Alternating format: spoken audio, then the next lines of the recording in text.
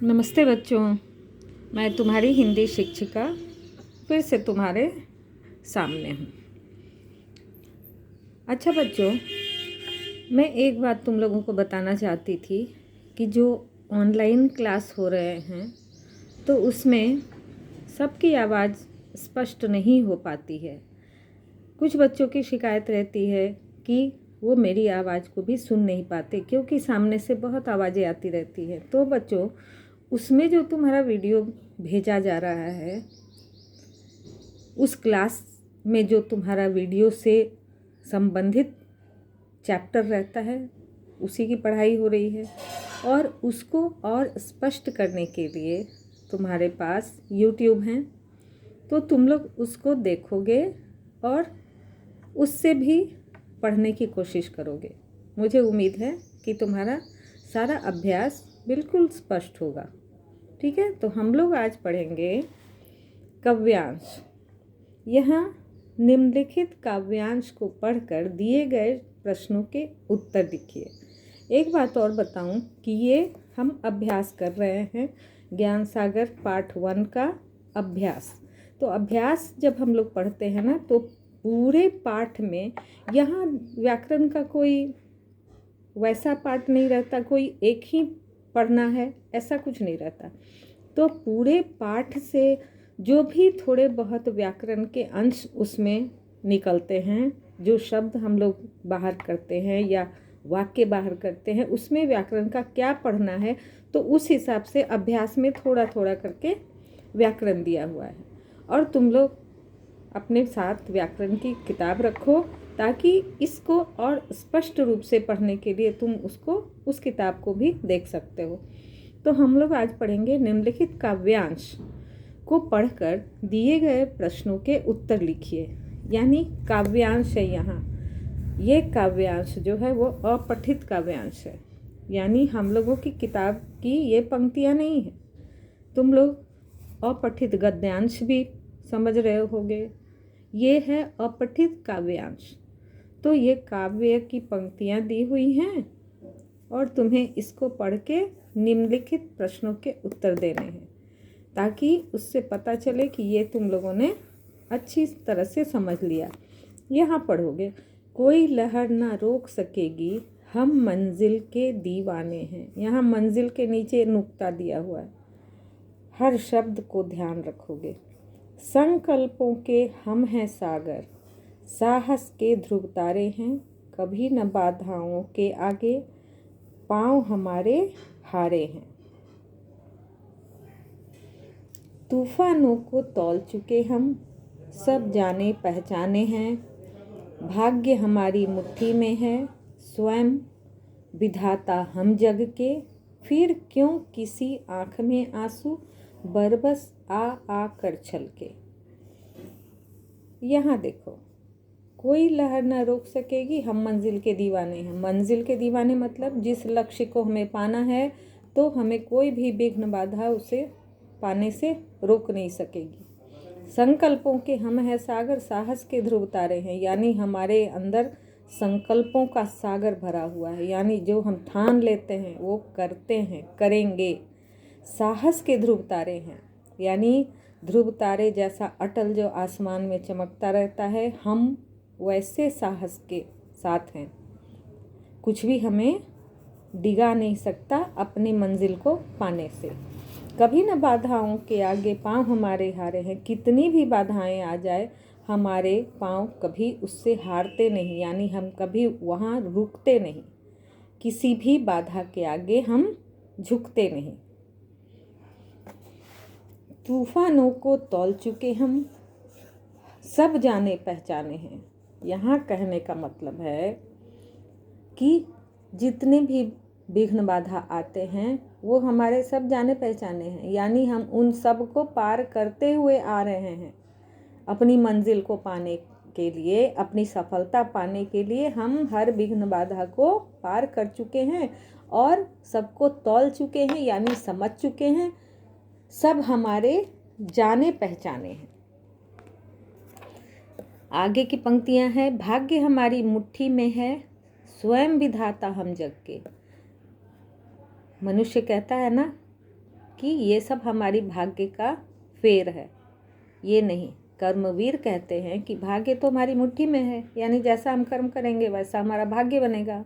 स्वयं विधाता इस जग के, यानी इस जग को हम जैसा बनाना चाहें अपने कर्म के अनुसार बना सकते हैं।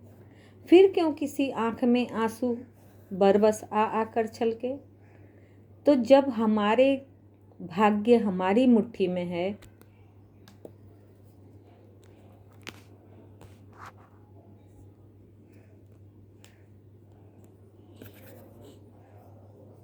जब हमारा भाग्य हमारी मुट्ठी में है, स्वयं विधाता हम हैं इस जग को बनाने वाले, यानी हम कर्म के अनुसार अपना निर्णय लेने वाले हैं, तो फिर किसी को आँख में आंसू लाने की ज़रूरत क्या है। क्यों किसी की आँख में आंसू आता है। ये तो है कविता की पंक्तियाँ। इससे रिलेटेड प्रश्न है आगे। प्रथम पंक्ति में लहर का क्या अर्थ है। अभी जैसा मैंने बताया कि कोई लहर न रोक सकेगी, हम मंजिल के दीवाने हैं, यानी बाधा। लहर का अर्थ है बाधा, कोई बाधा रोक नहीं सकेगी। दूसरा है मंजिल के दीवाने किसके सागर और किसके ध्रुव तारे हैं। यहाँ लिखा है मंजिल के दीवाने जो हैं वो संकल्पों के सागर हैं और साहस के ध्रुव तारे हैं। संकल्प यानी जो ठान लिए वो हमें किसी भी हाल में पूरा करना है। साहस के ध्रुव तारे, हम साहस के साथ अपने संकल्पों को पूरा करने के लिए आगे बढ़ते रहेंगे। तो संकल्पों के सागर और साहस के ध्रुव तारे हैं। आगे देखो,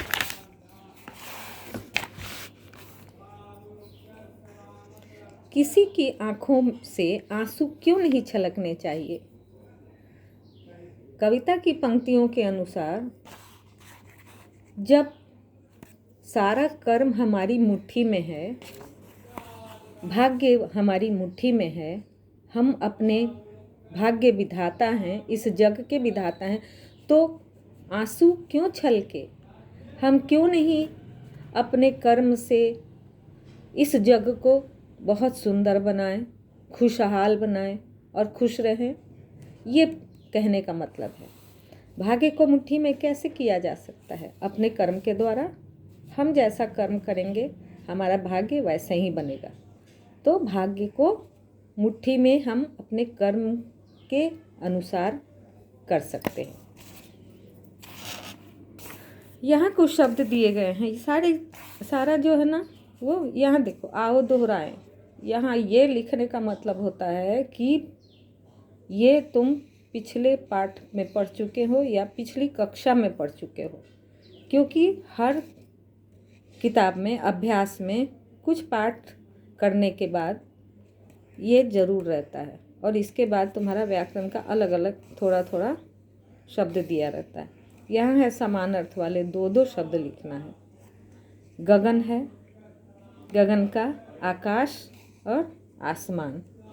जल है, जल का पानी और नील नहीं होगा, ये किसी ने लिखा है वो गलत लिखा है।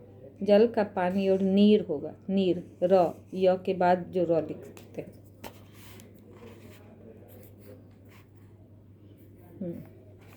ये र।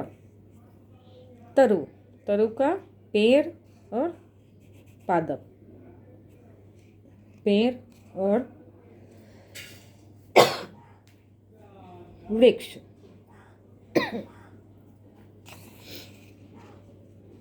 आगे है अरमान। अरमान क्या होता है। हमारे मन में क्या अरमान है, क्या इच्छा है। कामना, कामना भी इसी का पर्यायवाची है। ये पर्यायवाची मैं इसलिए बोल रही हूँ, यहाँ समान अर्थ जो होता है ना वो पर्यायवाची ही होता है। पर्यायवाची भी समान अर्थ, मिलते जुलते अर्थ। आगे है किरण। किरण का रोशनी, प्रकाश। विघ्न, बाधा, रुकावट। किसी काम को करने में जो रुकावटें आती हैं, बाधाएं आती हैं, वो है। ये तुम लोग समझ गए होंगे। आगे देखो, आगे व्याकरण के भाग में इसमें कुछ विलोम शब्द दिए गए हैं। विलोम शब्द तुम लोग पढ़ते हो, शब्दों को यहाँ देखना है और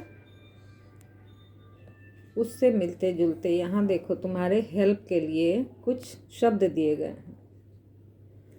इसके विपरीत तुम्हारा शब्द लिखना है यहाँ, जो तुम्हारे वाक्य में मेल खाना चाहिए। ठीक है। मीरा को कक्षा में प्रथम आने पर दंड मिला, तो दंड का विपरीत पुरस्कार मिला।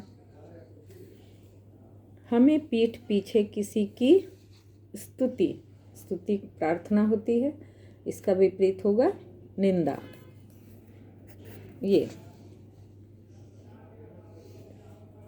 हमें सदा समय का दुरुपयोग करना चाहिए, तो दुरुपयोग का होगा सदुपयोग।